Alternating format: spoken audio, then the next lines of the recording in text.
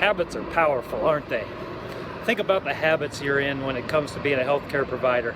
If you have a patient who says they're dizzy or off balance, what habits do you have when you first begin to ask them questions? When you're examining your clients? How about the department in which you work or the facility at which you work?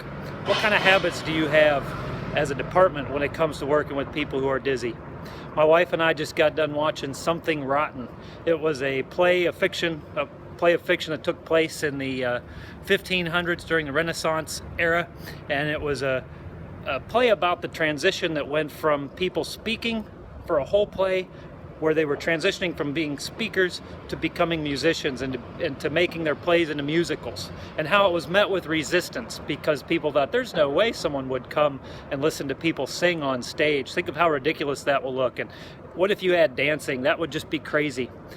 I thought this was great because it's really about innovation, doing things new, changing our habits, getting uncomfortable with our comfortableness, and giving new options. That's what this course is going to be all about.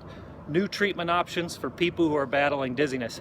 It's about the transition from people who are used to being told there's nothing you can do, you're just going to have to live with it, take these medications and maybe they will help, to wait a minute, we have some new treatment options. There's some new things we can do to give hope for people who had no hope before.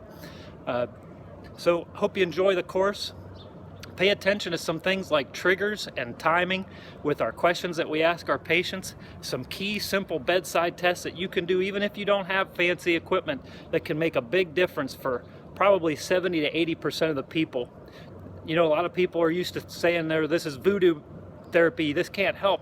But I'll tell you, I've done this for 17 years. I've worked with thousands and thousands of people, had people crying out of appreciation and thanks, giving me hugs, saying, why didn't I hear about this sooner? And don't take my word for it. That's my clinical experience. There's plenty of evidence-based information that I'll be sharing with you in this next 7-hour course.